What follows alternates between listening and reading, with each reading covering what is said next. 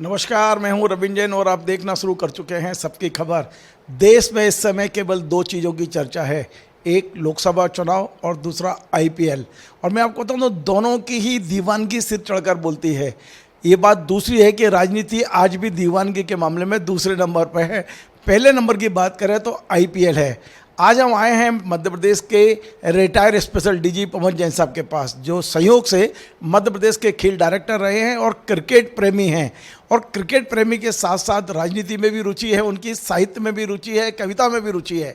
लेकिन आज मैं उनसे समझने की कोशिश करता हूं कि देश में राजनीति और क्रिकेट दोनों एक साथ चल रहे हैं। पिछले एक महीने से इनकी दीवानगी लगातार बढ़ती जा रही है और हम देख रहे हैं कि क्रिकेट का मैच ज़्यादा लोग देख रहे हैं, राजनीति से ज़्यादा उसमें इंटरेस्ट ले रहे हैं। 20 करोड़ से ज़्यादा दर्शक अभी तक आईपीएल देख चुके हैं ऑनलाइन, यानी कि टीवी पर। पवन जी, आपका स्वागत है। आईपीएल और राजनीति दोनों एक साथ चल रही है, लेकिन लोकप्रियता की बात की जाए तो आज भी राजनीति से ज़्यादा रुचि लोग आईपीएल में ले रहे हैं। कारण क्या है? देखिए, हिंदुस्तान में क्रिकेट की जो लोकप्रियता है वो चरम पर है। और 1983 में जब भारत ने पहली बार विश्व कप क्रिकेट कपिल देव की कप्तानी में जीता था, और उसके बाद से निरंतर क्रिकेट की लोकप्रियता बढ़ी है। ये एक अजीब संयोग है इस बार का कि हमारे चुनाव जब घोषित हुए तब से 7 चरण के चुनाव हैं, आज 6ठा चरण है और 1 जून को अंतिम चरण होगा, 4 जून को परिणाम आएंगे।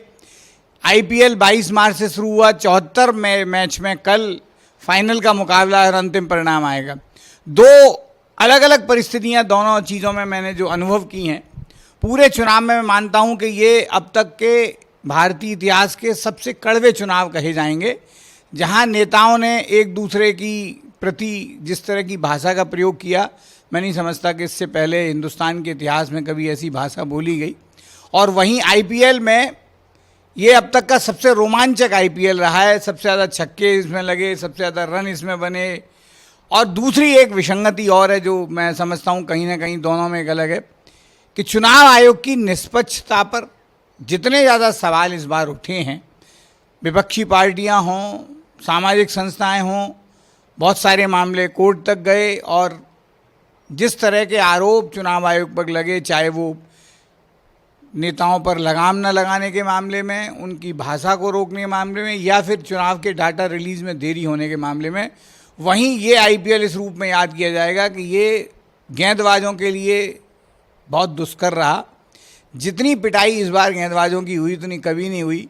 तो मैं मानता हूँ कल हमें आईपीएल में एक नया चैंपियन इसलिए मिलेगा कि आईपीएल में बहुत सालों बाद ऐसा होगा जब भारतीय आईपीएल के सर्वाधिक सफल 2 क्रिकेट के कप्तान एमएस धोनी अपने चेन्नई के ग्राउंड पर नहीं होंगे। कल भारतीय टीम के कप्तान और मुंबई को 5 बार चैंपियन बनाने वाले रोहित शर्मा भी मैदान पर नहीं होंगे। लेकिन निश्चित रूप से दोनों सर्वश्रेष्ठ टीमें जो इस टूर्नामेंट की थीं, जो सर्वाधिक कहिए जिनकी संभावनाएं थी, जो पूरे टूर्नामेंट में पहले और दूसरे स्थान पर रहीं, वही फाइनल खेल रही हैं। कल का फाइनल मुकाबला कोलकाता नाइट राइडर्स और सनराइजर हैदराबाद के बीच में है। और मैं मानता हूं कि ये पूरे टूर्नामेंट का सबसे महत्वपूर्ण मैच भी है। यूँ तो कुछ दिनों पहले ही सनराइजर हैदराबाद को कलकत्ता ने पहले क्वालिफायर मुकाबले में हराया है, लेकिन क्रिकेट में हर दिन नया होता है, इसीलिए कोई भी टीम कभी भी जीत सकती है। पवन जी, एक बहुत महत्वपूर्ण बात यह है कि इस तमाम सारी चीज़ों के बीच में एक तीसरी पार्टी भी है जो बहुत ज़्यादा आनंद लेती है और अपने कमाई के मार्ग खोलती है, वो है सट्टा बाज़ार। सट्टा बाज़ार ने राजनीति के इसमें भी तमाम सारे दाव पेच लगा दिए हैं कि नरेंद्र मोदी फिर पीएम बनेंगे। सट्टा बाज़ार निश्चित तौर पे आईपीएल में भी बहुत बड़ी भूमिका निभाता है। अभी हम ये देख रहे हैं मीडिया के जरिए, सोशल मीडिया के जरिए, कि इसमें नरेंद्र मोदी आगे चल रहे हैं। एक तरह से लोग जो कह रहे हैं चाहे कुछ भी हो, एन कैन प्रकरण सरकार बना लेंगे। आपको क्या लगता है आईपीएल में किसकी जीत ज़्यादा सुनिश्चित दिख रही है, या बहुत ज़्यादा स्थिरता का माहौल है? राजनीति ज़्यादा सरल है या ये ज़्यादा बताना सरल है कि कौन जीतेगा? देखिए, जैसे आपने कहा कि मैं मानता हूं कि देश में जिस तरह के सट्टा बाज़ार पर लोगों का आकर्षण इसलिए बढ़ा है क्योंकि सर्वे गलत होने लग गए। तो लोगों को लगता है कि शायद सट्टा बाज़ार सही हो तो लोग सट्टा बाज़ार की तरफ जाते हैं। और मैं मानता हूं कि पिछले अगर हम तमाम खबरों को देखें तो आईपीएल में भी सट्टा लगता है, क्योंकि कई लोग इसको सट्टे करते हुए पकड़े गए हैं। आईपीएल में मैं मानता हूं कि इस बार सबसे कठिन है अनुमान लगाना कौन जीतेगा। राजनीति से भी ज़्यादा कठिन। इसलिए कठिन है कि यहाँ पर मुकाबला दो ही टीमों के बीच में, दो सर्वश्रेष्ठ टीमें, तो एक ही टीम जीतेगी।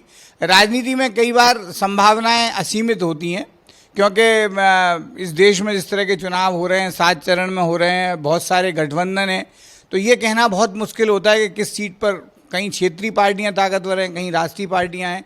यहाँ दो सर्वश्रेष्ठ टीमें मैदान में हैं, तो अभी तक के जो संभावनाएं रही हैं कि जो पहली 2 टीमें होती हैं सामान्यतः उन्हीं में से कोई एक टीम जीतती है, और इस बार फाइनल में पहली दोनों टीमें फिर से पहुंची हैं। मैं मानता हूं कि अगर अपन सामान्य धारणा पर चलें तो कोलकाता नाइट राइडर के जीतने की संभावना इसलिए ज़्यादा है क्योंकि उन्होंने कुछ दिनों पहले ही, 2-3 दिन पहले ही सनराइजर हैदराबाद को हराया है, और पूरे टूर्नामेंट में वो उनका मनोबल भी बढ़ा हुआ है।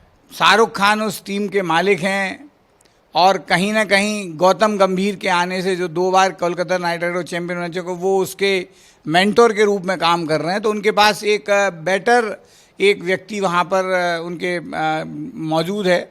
और सनराइजर हैदराबाद की मालकिन जो हैं वो काव्या मारन हैं, जो कि एक बड़े समाचार समूह से भी संबंध रखती हैं। लेकिन एक और अंतर है कि कोलकाता नाइट राइडर के कप्तान श्रेयस अय्यर हैं, वो भारतीय हैं, और सनराइजर हैदराबाद के कप्तान पैट कमिंस हैं, जो कि विश्व विजेता ऑस्ट्रेलिया को टेस्ट और वनडे में इसी साल उन्होंने खिताब दिलाए हैं। तो निश्चित रूप से दुनिया के सबसे बड़े खिलाड़ियों में से एक हैं। और दोनों टीमों में एक बड़ा अंतर है कि ऑस्ट्रेलिया के ऊपर दारोमदार है सनराइजर हैदराबाद का, क्योंकि उसके जो बड़े बल्लेबाज हैं, ट्रेविस हेड ओपनिंग खेलते हैं, जिन्होंने वनडे में इंडिया के खिलाफ सेंचुरी लगाई फाइनल में और जिताया था ऑस्ट्रेलिया को। वो दोनों ऑस्ट्रेलिया की तरफ से सनराइजर का प्रतिनिधित्व कर रहे हैं। और कोलकाता नाइट राइडर के 2 बड़े प्लेयर सुनील नरेन और आंद्रे रसेल दोनों वेस्ट इंडीज़ के प्लेयर हैं, जो कि दोनों ऑलराउंडर हैं।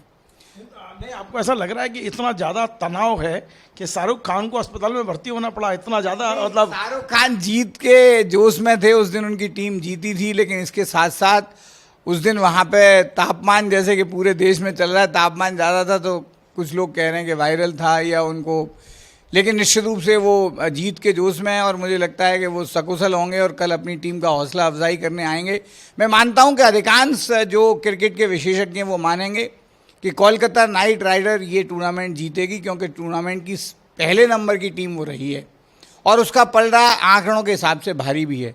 लेकिन मैं एक चीज़ मानता हूँ, मैं पिछले 40 सालों से क्रिकेट को लगातार देख रहा हूँ, बल्कि करीब करीब मैं मान सकता हूँ कि 50 साल हो गए, और लॉ ऑफ एवरेज काम करता है। पिछले 3 टूर्नामेंटों में जब भारतीय टीम फाइनल में पहुंची, चाहे वो टेस्ट क्रिकेट के चाहे वनडे के में, तो वो सबसे बढ़िया टीम थी, सबको हराकर आई थी, लेकिन फाइनल में वो हार गई।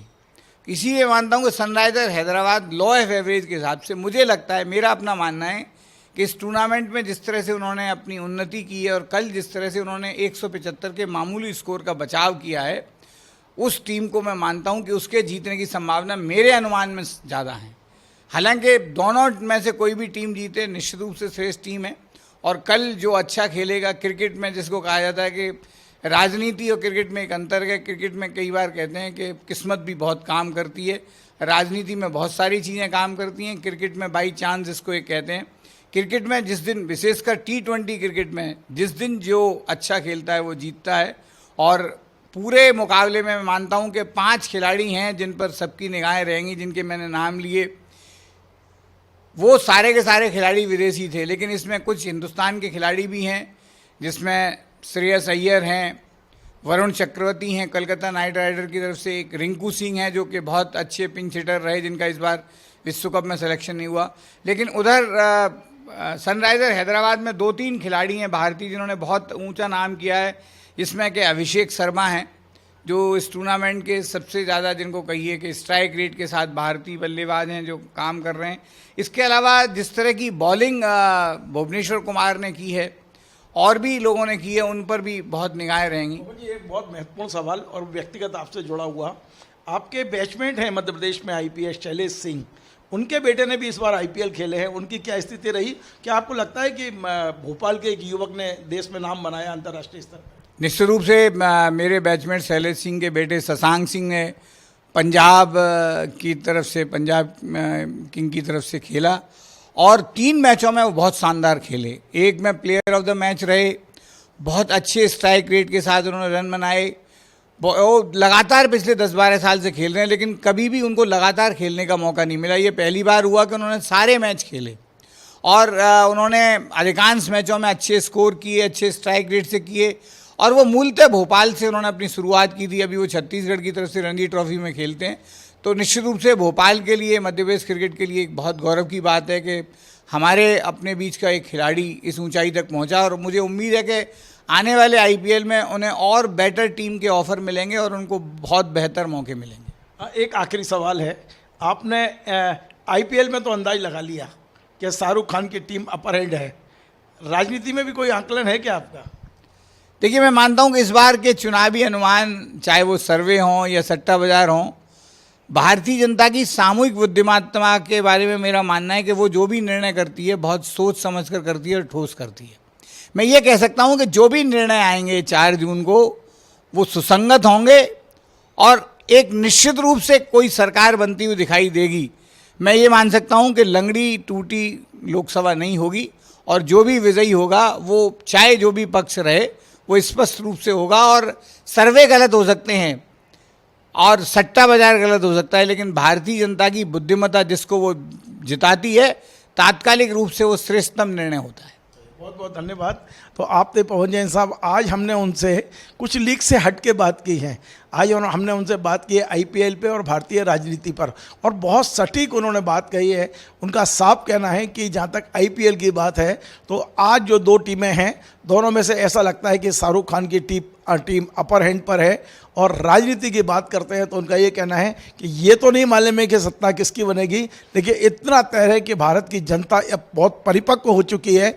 जो भी जनता फैसला करेगी वो देश हित में होगा।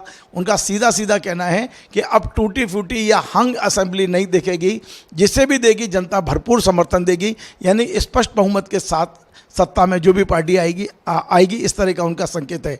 आपको हमारा ये कार्यक्रम पसंद आए तो आप इसे शेयर करें, लाइक करें, कमेंट करें, और आपसे बार बार निवेदन है हमारे इस चैनल को सब्सक्राइब अवश्य करें। धन्यवाद।